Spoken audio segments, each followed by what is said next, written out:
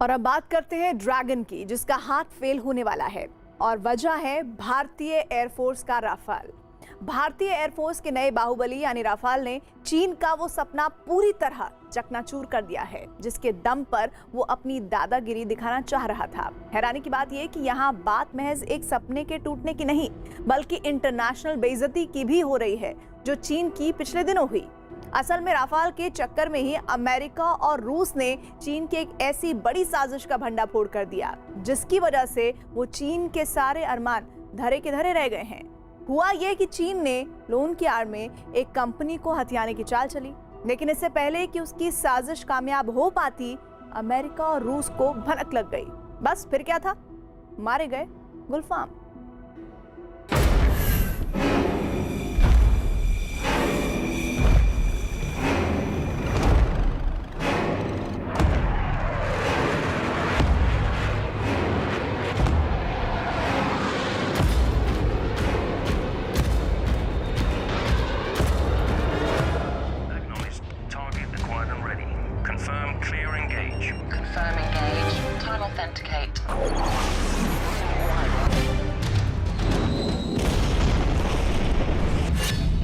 इस राफाल की गर्जना ने भारत के पड़ोसी मुल्क के हुक्मरानों की नींद उड़ा दी है।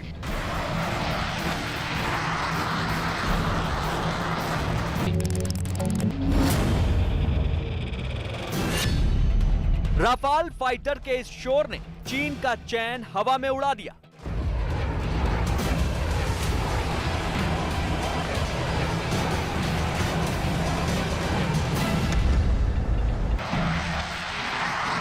इसी राफाल के डर ने दुनिया के सबसे ताकतवर बनने का सपना देख रहे चीन को ऐसा डराया कि वो इंटरनेशनल चोरों की जमात में जाकर खड़ा हो गया।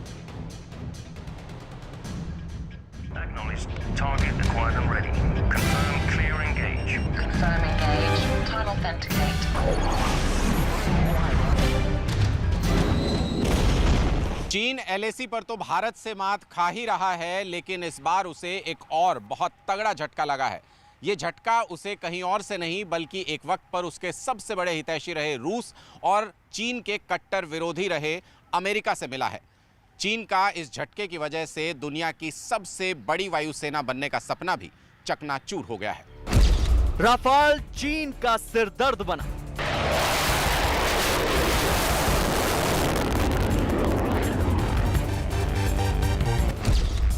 चीन की इंटरनेशनल बेइज्जती।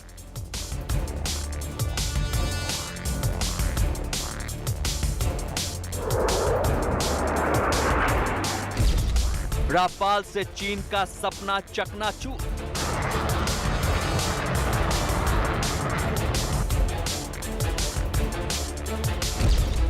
राफाल ने बनाया चीन को चकरखिन्नी। राफेल के आ जाने से चाइनीज एयरफोर्स को अपने जो ऑपरेशनल टैक्टिक्स हैं उनमें कुछ चेंजेस लाने पड़ेंगे। उनको अपने फोर्स डिप्लॉयमेंट, उसके डिस्ट्रीब्यूशन और उसके एलोकेशन पर फिर से नज़र डालनी होगी। उनके एयर डिफेंस मैकेनिज्म और जो इंफ्रास्ट्रक्चर है उसको रीअप्रोप्रिएशन करके ठीक से सेटअप करना होगा। तो इस लिहाज से डेफिनेटली चाइना के लिए एक चैलेंजिंग सिचुएशन पोज करता है।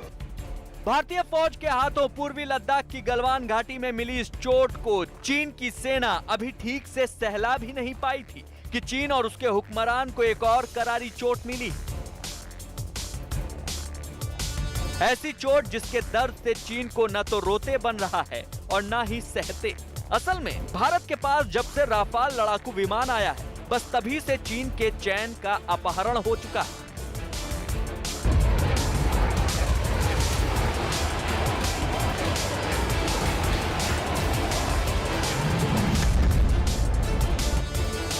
अपने घर पर चोरी की टेक्नोलॉजी से तैयार किए J-20 लड़ाकू विमान के जरिए दुनिया की ताकत बनने निकले चीन का महाशक्तिशाली बनने का सपना चकनाचूर हो गया है।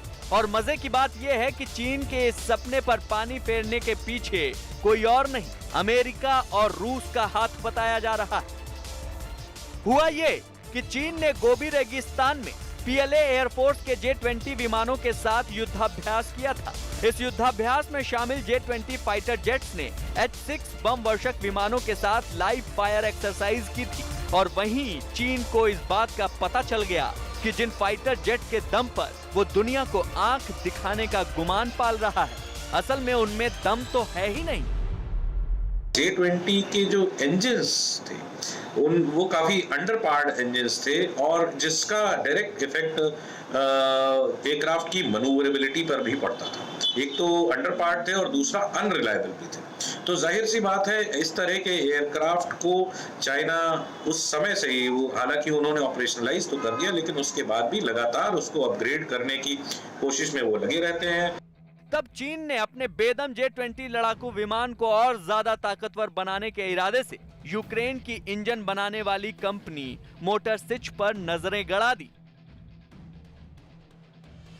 स्टिल्थ टेक्नोलॉजी पर बने J-20 फाइटर के लिए चीन को ताकतवर इंजन की तलाश है, जो 5वीं पीढ़ी के फाइटर के लिए बेहद जरूरी है। लिहाजा चीन ने बीजिंग सिनवई कंपनी के जरिए मोटर सिच पर एक जाल फेंका। इंजन बनाने वाली ये वही जानी मानी कंपनी है जिसने रूसी MI हेलीकॉप्टर के इंजन बनाए।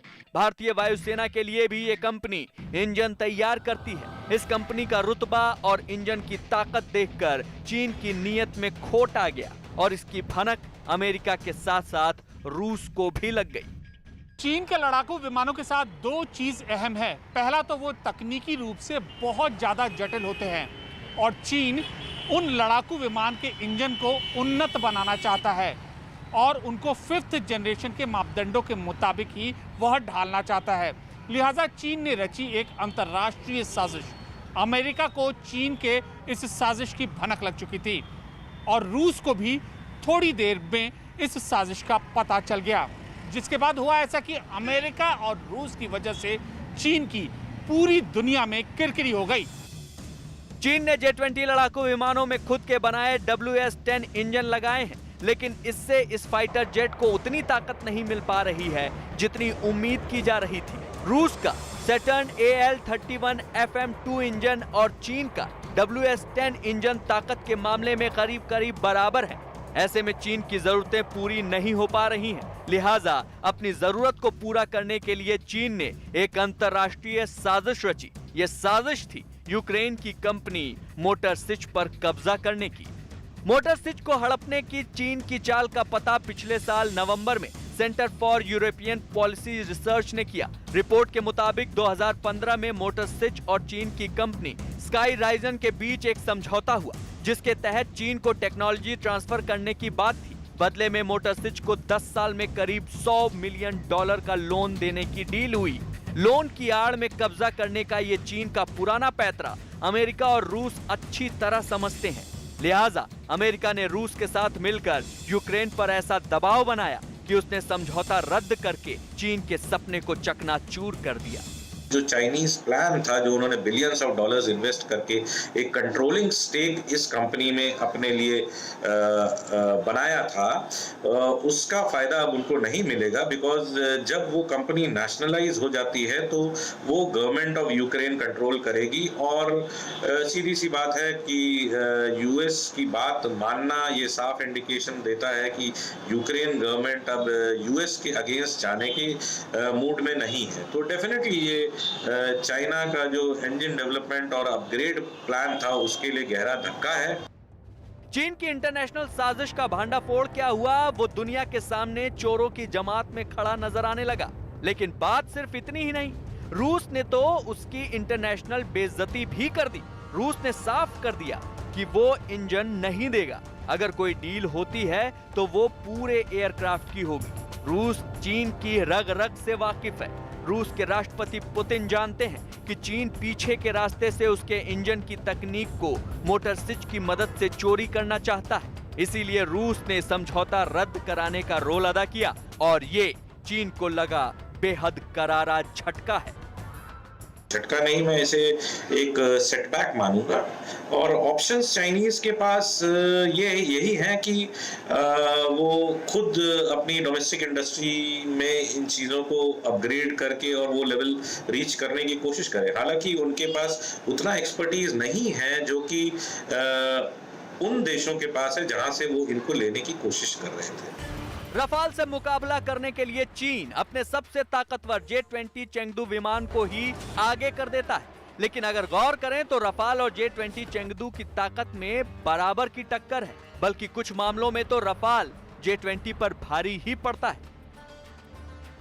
रफाल एक बार में 3700 किलोमीटर की उड़ान भर सकता है, जबकि चीन का J-20 सिर्फ 1200 किलोमीटर तक ही उड़ान भर सकता है। जरूरत पड़ने पर इसे 2700 किलोमीटर तक बढ़ाया जा सकता है। राफाल की रफ्तार 2223 किलोमीटर प्रति घंटा है, जबकि J-20 की रफ्तार 2130 किलोमीटर प्रति घंटा है। राफाल अपने साथ 24,500 किलोग्राम वजन लेकर उड़ सकता है, जबकि J-20 35,000 किलोग्राम तक वजन लेकर उड़ान भर सकता है। रफाल और J-20 दोनों में ही 4 मिसाइलें हैं, लेकिन रफाल में मिटियोर और स्कैल्प मिसाइल लगी है, तो J-20 में PL-15 और PL-20 मिसाइलें हैं। रफाल को 4.5 जनरेशन का फाइटर जेट माना जाता है, जबकि चीन J-20 को 5th जनरेशन फाइटर जेट बताता है। रफाल और J-20 दोनों को ही रडार नहीं पकड़ सकता। बहरहाल ये तो अब तय हो गया कि रफाल ने चीन के न जाने कितने सपनों को चकनाचूर किया है, और अभी तो ये शुरुआत भर है।